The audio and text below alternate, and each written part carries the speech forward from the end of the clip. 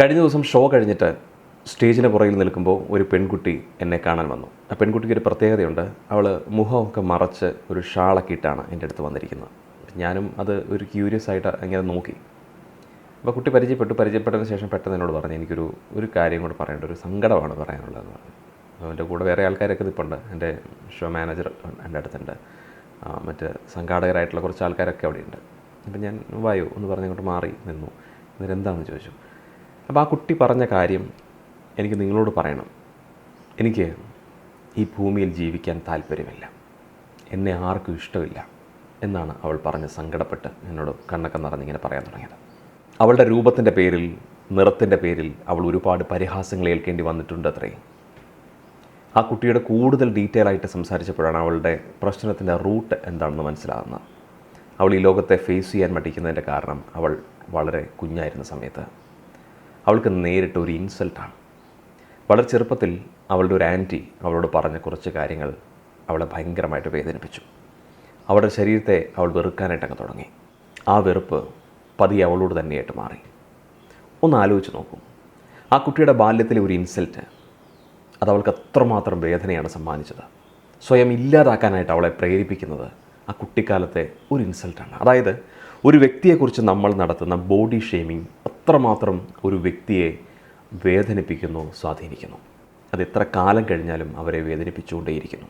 ആ വേദനയുടെ ആഴം എത്രയെന്ന് മനസ്സിലാക്കണമെങ്കിൽ അതൊക്കെ അനുഭവിച്ച ആളുകൾക്ക് മാത്രമേ ഉള്ളൂ.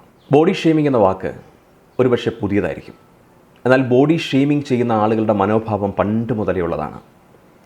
എത്രയോ വർഷങ്ങളായി ഓരോരുത്തരെയും അവരവരുടെ നിറത്തിൻ്റെ പേരിൽ, നീളത്തിൻ്റെ പേരിൽ, വർണ്ണത്തിൻ്റെ പേരിൽ, വണ്ണത്തിൻ്റെ പേരിൽ, കണ്ണിൻ്റെയും മൂക്കിൻ്റെയും കയ്യിൻ്റെയും കാലിൻ്റെയും ഘടനയുടെ പേരിൽ നമ്മൾ കളിയാക്കിയിരിക്കുന്നു.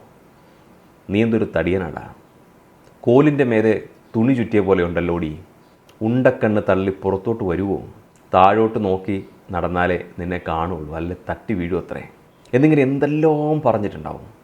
ഇതെല്ലാം നിങ്ങൾ നോർമലായിട്ട് തോന്നുന്നുണ്ടോ ഇങ്ങനെയൊക്കെ കാണിച്ചത്? എന്നെല്ലാം അത് കേൾക്കുന്ന ആളുകൾക്ക് അത് നോർമലായിട്ടല്ല തോന്നുക. എല്ലാ നാട്ടിലും രാജ്യത്തും ബോഡി ഷെയ്മിങ് ഉണ്ടെങ്കിലും നമ്മുടെ നാട്ടിൽ, നമ്മുടെ രാജ്യത്ത് ഇത്തിരി കൂടുതലാണ്. പക്ഷേ ഏറ്റവും ദയനീയമായ കാര്യം എന്തെന്നാൽ പലർക്കും തങ്ങൾ ചെയ്യുന്ന ബോഡി ഷെയ്മിങ് ആണെന്നുള്ളൊരു ധാരണയില്ലാതെയാണ് വിളിച്ചങ്ങ് പറയുക. നമ്മുടെ കുശലാന്വേഷണങ്ങൾ തന്നെ ഒരുതരം ഫാറ്റ് ഷെയ്മിങ് ആണ്. ഇത് ഏറ്റവും കൂടുതൽ നെഗറ്റീവായി ചിന്താഗതിയുള്ള ആളുകളിൽ മാത്രം സംഭവിക്കുന്നൊരു കാര്യമാണ്. നമ്മുടെ നാട്ടിൽ രണ്ടുപേർ തമ്മിൽ കാണുമ്പോൾ ആദ്യം ചോദിക്കുന്ന, നീ അങ്ങ് മെലിഞ്ഞു ഉണങ്ങിപ്പോയല്ലോടാ, അല്ലെങ്കിൽ നീ അങ്ങ് തടിച്ചല്ലോ, എന്തുവാടാ, അതുമല്ലെങ്കിൽ നീ അങ്ങ് ക്ഷീണിച്ചല്ലോ, പണ്ടത്തെ ഭംഗിയൊക്കെ അങ്ങ് പോയിട്ടോ, കളറൊക്കെ കുറഞ്ഞല്ലോ, കറുത്ത് പോയല്ലോ എന്നൊക്കെ അങ്ങ് പറയും.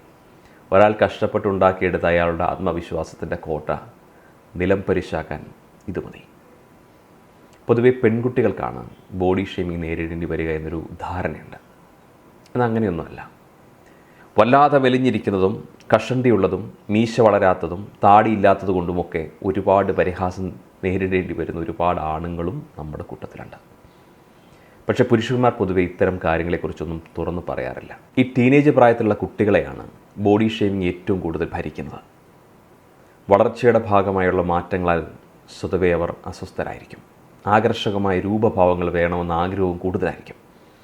അങ്ങനെയുള്ളപ്പോൾ അവരെ കളിയാക്കാൻ വേണ്ടി പറയുന്ന ബോഡി ഷെയ്മിങ് വാക്കുകൾ അവർ വലിയ വേദനയുണ്ടാക്കും. ആ പ്രശ്നങ്ങൾ തുടക്കത്തിലേ കണ്ടുപിടിച്ച് വേണ്ടത് ചെയ്തില്ലെങ്കിൽ മരുന്നുകളും തെറാപ്പികളും വേണ്ടുന്ന ഗൗരവകരമായ അവസ്ഥയിലേക്ക് മാറും. അടുത്ത കൂട്ടുകാരോ ബന്ധുക്കളോ കുടുംബങ്ങളോ ഒക്കെ തമാശ എന്ന ഓമനപ്പേരിൽ പറയുന്ന ഇത്തരം പരാമർശങ്ങളും കളിയാക്കലുകളും അത് കേൾക്കുന്നവരുടെ മനസ്സിൽ അത്രമാത്രം ആഴത്തിലുള്ള മുറിവുകൾ ഉണ്ടാക്കാൻ സാധ്യതയുണ്ടെന്നുള്ളത് പലരും ചിന്തിക്കാറില്ല. ഒരു വ്യക്തിയോട് നേരിട്ടാണെങ്കിലും മറ്റൊരാളോട് അവരെക്കുറിച്ച് സംസാരിക്കുമ്പോഴെങ്കിലും ബോഡി ഷെയ്മിങ് നടത്തരുത്.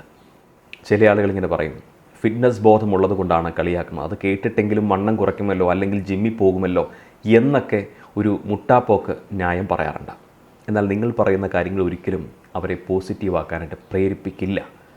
പകരം ഇല്ലാതാകാനേ വഴിയൊരുക്കുള്ളൂ. പൊതുവെ രണ്ട് രീതിയിലാണ് ഇത്തരത്തിൽ ബോഡി ഷെയ്മിങ് അനുഭവിക്കുന്നവർ പ്രതികരിക്കാറുള്ളത്. ചിലർ അങ്ങ് റിബലായിട്ട് മാറും. മറ്റേ ആൾക്കാർ സ്വയം ബാധിക്കുന്ന, നശിക്കുന്ന കാര്യങ്ങളിലേക്ക് അവർ പോകും. നെഗറ്റീവായ കാര്യങ്ങൾ കാണിച്ച് ശ്രദ്ധ ആകർഷിക്കുന്ന രീതിയിൽ വീട്ടിലും സ്കൂളിലും നാട്ടിലും ഒരു ശല്യക്കാരനായിട്ട് മാറും അവർ. മറ്റു ചിലർ വിഷാദത്തിലേക്ക് അങ്ങ് പോകും. നെഗറ്റീവ് കമൻറ്റുകളിൽ മനസ്സ് വേദനിച്ച് അവർ പുറത്തിറങ്ങാതാവും. പൊതുവേദികളിൽ നിന്ന് മാറി നിൽക്കും. സ്വയം വിധിക്കുന്ന ഒരുതരം സാമൂഹിക ഒറ്റപ്പെടലുകൾ ഇങ്ങനെ അനുഭവിച്ചുകൊണ്ടേയിരിക്കും. ചിലർ വിഷാദം വർദ്ധിച്ച് ആത്മഹത്യാ ചിന്തകളിലേക്ക് എത്തും. പെൺകുട്ടി കറുത്തിട്ടാണ്, എന്നാലും ഭംഗിയുണ്ട് കേട്ടോ. അവൻ്റെ മുടിയൊക്കെ നരച്ചല്ലോ, എന്താ വല്ല അസുഖമോ അങ്ങനെ വല്ലതും ആണോ? ആ പെണ്ണിൻ്റെ ശബ്ദം എന്ത് ബോറല്ലേ, ആൺകുട്ടികളെ പോലെയൊക്കെ ഉണ്ട്, ഒരുമാതിരി പാറക്കല്ലയിൽ ചിരട്ടയിട്ടൊക്കെ വരയ്ക്കുന്ന പോലെ. ഓരോ വ്യക്തികളെയും കുറിച്ചിട്ട് നമ്മളിങ്ങനെ എത്രയെത്ര കമൻറ്റുകൾ പറഞ്ഞിരിക്കുന്നു. ഇപ്പോഴും പറയുന്നു, ബോഡി ഷെയ്മിങ്ങിലേക്ക് നയിക്കുന്ന കാരണങ്ങളിൽ പ്രധാനം മാധ്യമങ്ങൾ വഴി ഒരാളുടെ രൂപങ്ങളെക്കുറിച്ചിട്ട് സൃഷ്ടിക്കുന്ന തെറ്റായ ഒരു ധാരണയുണ്ട്. കോൺഫിഡൻസ് നിറത്തിലാണെന്നും, നിറമെന്ന് പറഞ്ഞാൽ വെളുപ്പാണെന്നും, മെലിഞ്ഞിരുന്നാലും തടിച്ചാലും മോശമാണെന്നും, സ്ത്രീ ശരീരം ഇങ്ങനെയാവണമെന്നും, ആണുങ്ങൾക്ക് 6 പാക്ക് വേണമെന്നും, താടിയും മീശയും വേണമെന്നും എന്നിങ്ങനെയൊക്കെയുള്ള തെറ്റായ സൗന്ദര്യ സങ്കല്പം നമ്മുടെ മനസ്സിലേക്ക് കുത്തി നിറച്ച് അത് മാർക്കറ്റ് ചെയ്യുന്നത് മാധ്യമങ്ങളാണ്. പല ടെലിവിഷൻ ഷോകളിലും സിനിമയിലുമൊക്കെ ഒരാളുടെ ശരീരത്തിൻ്റെ പ്രത്യേകതകളെ വ്യത്യസ്തമായ കോമാളികളാക്കി മാറ്റി ആളുകളെ ചിരിപ്പിക്കാനായിട്ട് ഉപയോഗിക്കാറുണ്ട്. അതായത് ഒരു വ്യക്തിയുടെ കുറവിനെ നിങ്ങൾക്ക് തോന്നുന്ന ഒരു കാരണത്താൽ ആനന്ദം കണ്ടെത്തുന്നു. ശരിക്കും ഇതൊരു തരം സാഡിസ് അല്ലേ? ഒരാളെ വേദനിപ്പിച്ച് നിങ്ങൾ സന്തോഷിക്കുന്നു. ഇത്തരത്തിൽ പല മാധ്യമങ്ങളും ഉണ്ടാക്കിയെടുക്കുന്ന ഒരു പെർഫെക്റ്റ് ബോഡി ഇമേജ് ബോഡി ഷെയ്മിങ്ങിന് ഇടയാക്കുന്നുണ്ട്. മറ്റുള്ളവരുടെ പരിഹാസങ്ങൾ ഇല്ലാതാക്കാൻ നമ്മൾ ശ്രമിക്കുന്നതിനും എളുപ്പം സ്വയം സ്നേഹിച്ചുകൊണ്ട് ആ സ്നേഹത്തിൻ്റെ കവചം കൊണ്ട് നമ്മളെ പൊതിയുന്നതാണ്. അത്തരത്തിൽ സ്വയം സ്നേഹിച്ച് ബോഡി ഷെയ്മിങ്ങിനെ തോൽപ്പിച്ച ഒരുപാട് ആളുകൾ നമുക്ക് ചുറ്റുമുണ്ട്. ഒരിക്കൽ അധിക്ഷേപിക്കലുകളിലും കളിയാക്കലുകളിലും വിറങ്ങലിച്ചു പോയിട്ടും അതിൽ നിന്നെല്ലാം ഞാൻ ഇങ്ങനെയാണെന്ന് മുന്നോട്ട് ആർജവത്തോടെ പറഞ്ഞു പോയവരുണ്ട്. സ്വന്തം കഴിവുകളിലും ശരീരത്തിൻ്റെ വലിപ്പത്തിലും രൂപത്തിലും നിറത്തിലുമെല്ലാം പൂർണ്ണമായും സംതൃപ്തരാണെന്ന് അവർ നിരന്തരം സമൂഹത്തോട് വിളിച്ചു പറയുന്നു. ബോഡി ഷെയ്മിങ് നടത്തി തളർത്താനൊരുങ്ങുന്നവരുടെ മുമ്പിൽ തങ്ങളുടെ ബോഡി പോസിറ്റീവാണെന്ന് ജീവിതം കൊണ്ട് വിളിച്ചു പറഞ്ഞവരാണവർ. അതുകൊണ്ട് നിറത്തിനും ശരീരഭംഗിക്കും സൗന്ദര്യത്തിനും അപ്പുറത്ത് നമ്മളിലുള്ള കഴിവുകളെ കണ്ടെത്തുക, അവയെ വളർത്തിയെടുക്കുന്നതിനുള്ള സമയം ചിലവഴിക്കുക.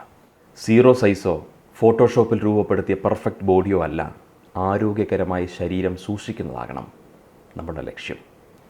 അതുപോലെ മറ്റുള്ളവരോടുള്ള നമ്മുടെ സംസാരവും ശ്രദ്ധയോടെ വേണം. ഒരാളോട് നമ്മൾ സംസാരിച്ച് തുടങ്ങുന്നത് ഒരു പോസിറ്റീവ് കാര്യം പറഞ്ഞുകൊണ്ടാണ്. ഓരോ മനുഷ്യരും വ്യത്യസ്തരാണ്. അവരെ അവരായി തന്നെ ഉൾക്കൊള്ളാൻ നമ്മൾ ശ്രമിക്കണം. ശരീരവും സൗന്ദര്യവുമായി ബന്ധപ്പെട്ട നെഗറ്റീവ് പരാമർശങ്ങൾ അടുത്ത സുഹൃത്തുക്കളോടോ കുടുംബങ്ങളോടോ ഒരിക്കലും നമ്മൾ പറയാനോ നടത്താനോ ഇടയുണ്ടാക്കാതിരിക്കുക.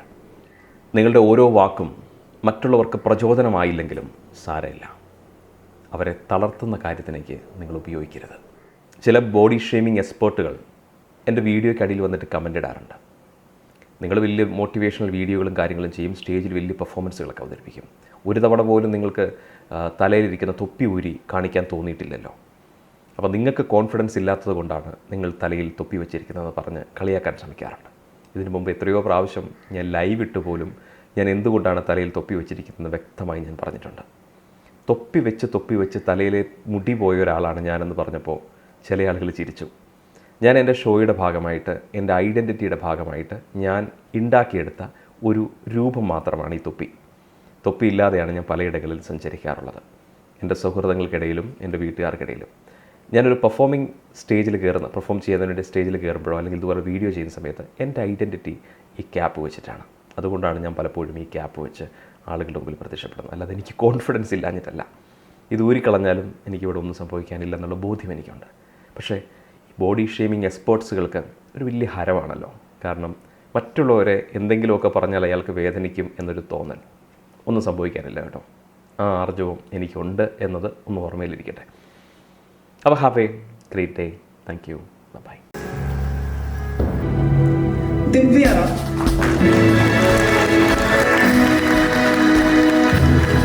Really fantastic. I really like it.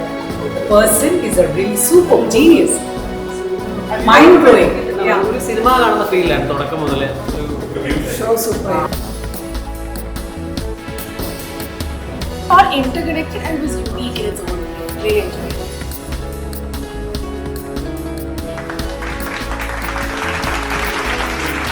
best shows.